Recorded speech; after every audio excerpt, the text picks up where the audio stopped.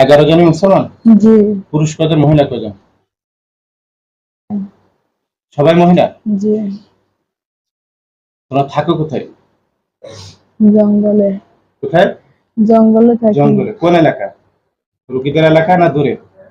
আগে রুগীদের এলাকা ছিলাম, এখন দূরে গেছি গে। এখন দূরে গেছো কেন? বরিশাল। এখন বরিশাল গেছো? বরিশাল গেলাম গতকালকে, ভোলা আইটিআই ঝালকাঠিতে জঙ্গল দেখলাম না, আমি তো শুধু নদী দেখলাম, পানি আর পানি। ওদিকে ওদিকে জঙ্গল দেখলাম না, তাই খুব কম। আচ্ছা, রুগীদের এলাকা থেকে আবার বরিশাল গেছে কেন? আমার হুজুরে পাঠাই দিছে। হুজুরে পাঠাই দিয়েছে? কোন হুজুর? ওই যে ওর বাড়ির কাছে যে। কোন হুজুর চিকিৎসা করছিল? যে। কি কবে নিয়ে? ও, আচ্ছা। তারপর তোমরা পাঠাই দিয়েছে, তাহলে রুগীর সমস্যা আছে কেন? আমার লেটে যে আটকে দিছেন, তার জন্য আবার আটকে দিছেন আপনি।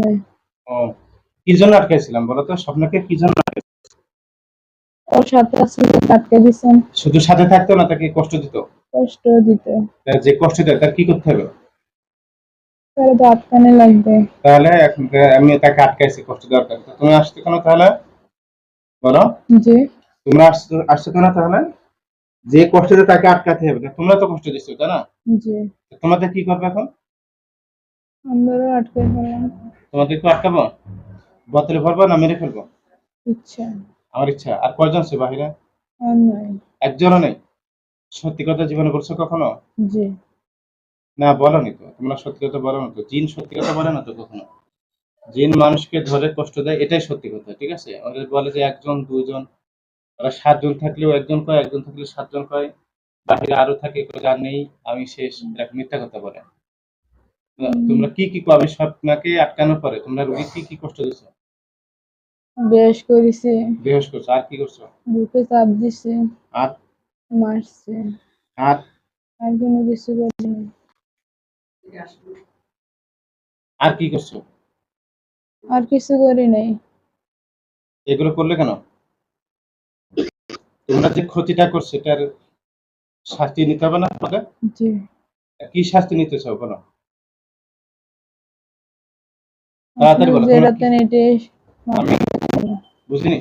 আপনি যে শাস্তি দেন এই শাস্তি নেব আপনাদের। আমি সেই শাস্তি আমি যে শাস্তি দেবো তোমরা সেই শাস্তি নেবে? তোমরা কোন শাস্তি দিলে তোমাদের কষ্ট হবে বলো তো? সব কিছুই কষ্ট। সবকিছুতে কষ্ট। আর রুগীকে ছাড়তে পারবে তোমরা? কষ্ট হইব। ছাড়তে কষ্ট হবে, তার মানে ছাড়বে না, তাই? হ্যাঁ, এখন হাসছে। ছাড়তে পারবে না রুগীকে? বল, জি। সত্যি কথা বলো, 11 জন বাহির আর কয়জন আছে? আর নাই। তোমার কেউকে যদি আমি আটকাই বা বন্দি করি, মেরে ফেলি, তাহলে পরে কি আসার মতো আর কেউ আছে? মুখে বলো। জি না। তোমরা তো মিথ্যা কথা বলো, সত্যি কথা তো বলো না তো। জি। আমি যখন স্বপ্নকে আটকাইছি বোতলে বসে, সেও বলেছে আর কেউ নেই। তখন আমরা ছিলাম না। আচ্ছা, ওই যে রোগীর শরীরে কি কি ক্ষতি হয়েছে এগুলো উঠায় নাও।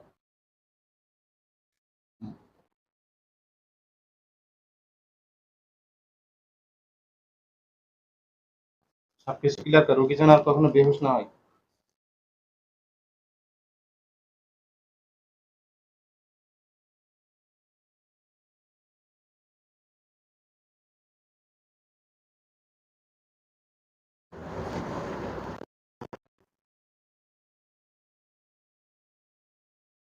সম্পূর্ণ ক্লিয়ার করতে হবে।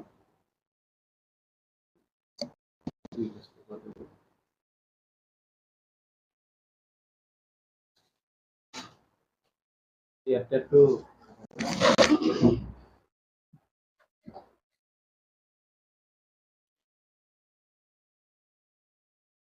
ক্লিয়ার করছো? জি। আচ্ছা, তোমরা যে বরিশাল গেছো, কুমিল্লা দেবিদ্বার থেকে বরিশাল গেছো, তো বরিশাল যাওয়ার পরে কয়জনকে ধরছো? আর ধরে নাই। কাউকে ধরনি? বরিশালের মানুষকে ধরবি তোরা, ঠিক আছে? ওই বরিশালের মানুষ খুব ভালো, হেবি ভালো মানুষ। 5 বছর আগে আমার কাছে চিকিৎসা নিয়ে চুরি করে চলে গেছে ঢাকা না দিয়ে, সুস্থ হওয়ার পরে, ঠিক আছে? কি কৌশলে গতকালকে আমার ফোন দিয়ে সেই বাড়িতে নিয়েছিল আমি জানি না, ঠিক আছে? আমি চিনতেও পারিনি, বুঝছেন? এবার আসার পথে যখন চলে আসবো, আমার ড্রাইভারের সাথে বলেছিল আমার একটা বোনের চিকিৎসা নিলাম বন্ধুর কাছে, আমার বোন সুস্থ হয়েছে, ঠিক আছে? টাকা তো আমার দিয়ে দিয়েছে। লকডাউনের অজুহাত দিয়ে চুরিকে চলে আসছিল চেম্বার থেকে, ঠিক আছে, সুস্থ হওয়ার পরে। এরপরে আমি তো জানি না, আমার তো মনেও নেই। গতকালকে ঝালকাঠি নলসিটি থানা সেই রোগীর বাড়িতে ঘুরে আসলাম। গাড়ির ভিতরে আমি জানতে পারলাম যে সেই প্রতারক, ঠিক আছে, যে আমাকে ধোকা দিয়ে চলে আসছিল, আবার তার অন্য তার বোর চিকিৎসার জন্য আমাকে আটকে পড়ে। এই বরিশালের মানুষকে ধরবা, বুঝছো, এরা খুব ভালো মানুষ, ঠিক আছে। এখন কি বোতলে ভরবা নাকি মেরে ফেলবো বলো? আচ্ছা। আমার কি করবো? মেরে ফেলবো? খুব রাগ না?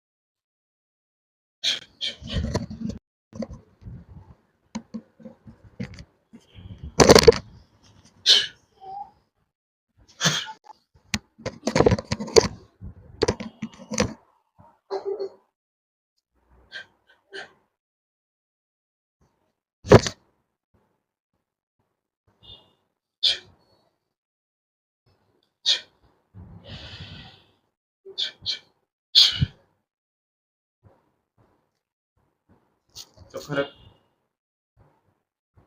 চোখ খোলা। দেখেন তো, চোখ বন্ধ করে দেখেন তো কয়টা লাশ পড়ে আছে। চোখ বন্ধ করেন। কয়টা লাশ, কয়টা আছে? 11টা। সবগুলো মারা গেছে? জি। গলা জবাই হয়েছে সবগুলো? জি। এরা কি আপনাকে কষ্ট দিত? মুখে বলেন। জি। আলহামদুলিল্লাহ। আলহামদুলিল্লাহ। আলহামদুলিল্লাহ।